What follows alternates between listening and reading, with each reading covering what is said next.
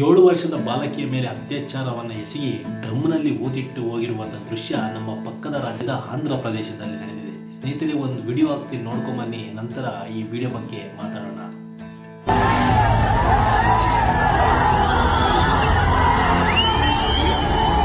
ಸ್ನೇಹಿತರೆ, ನೋಡಿದ್ರಲ್ವಾ ಈ ದೃಶ್ಯಗಳೆಲ್ಲ ಕಂಡು ಬಂದಿರುವುದು ಮದನಪಲ್ಲಿ ಟೌನ್ನಲ್ಲಿರುವಂಥ ಕಟ್ಲಾಡ್ಪಲ್ಲಿ ಎಂಬ ಈ ಏರಿಯಾದಲ್ಲಿ.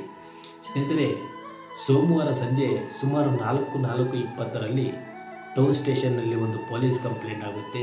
ಈ ರಿಷಿತಾ ಪ್ರಿಯಾ ಎಂಬ ಒಬ್ಬ 7 ವರ್ಷದ ಬಾಲಕಿ ನಾಪತ್ತೆ ಆಗಿರುತ್ತೆ.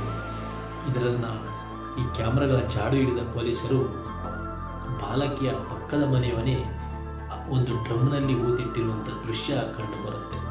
ಆಗ ಆ ಬಾಡಿಯನ್ನು ಪೋಸ್ಟ್ಮಾರ್ಟಮ್ಗೆ ಮಾಡಿದಾಗ ತಿಳಿದು ಬಂದಿರುವ ಈ ವಿಷಯ ಅತ್ಯಾಚಾರ ಮಾಡಿದ್ದಾನೆ ಅಂತ.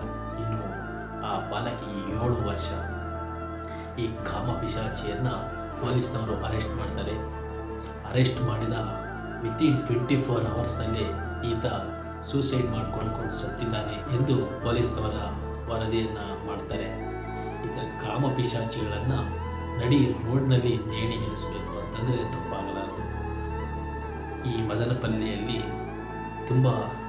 ಈ ಹೋರಾಟ ತುಂಬ ಅತಿರೇಕಕ್ಕೆ ಹೋಗಿರುತ್ತೆ ಇವರನ್ನು ಅರೆಸ್ಟ್ ಮಾಡಿದಾಗ. ಆದರೆ ಇದಕ್ಕೂ ಇನ್ನು 4 ಜನ ನೋಡಿದರೆ ಭಯ ಬೀಳಬೇಕಿದ್ದ ಕಾಮಪಿಶಾಚಿಗಳು ಆ ಥರ ಯೋಚನೆ ಮಾಡಲಿಕ್ಕೂ ಒಂದು ಭಯ ಬೀಳಬೇಕಂತಂದ್ರೆ ತಪ್ಪಾಗಲಾರದು. ಈ ಥರದವನು ಏನೇ ಇದ್ದರೂ ನಡಿ ರೋಡಿನಲ್ಲಿ ಲಕ್ಷಾಂತರ ಜನರ ಮುಂದೆ ನೇಣಿಗೇರಿಸಬೇಕು ಅಂತ ಪ್ರತಿಯೊಬ್ಬರು ಕೇಳ್ಕೊಳ್ತಾರೆ. ದಯವಿಟ್ಟು ಈ ವಿಡಿಯೋವನ್ನು ಆದಷ್ಟು ಶೇರ್ ಮಾಡಿ ಅಂತ ಹೇಳ್ತಾ ಈ ವಿಡಿಯೋವನ್ನು ಮುಗಿಸ್ತಾ ಇದ್ದೀನಿ. ಧನ್ಯವಾದಗಳು.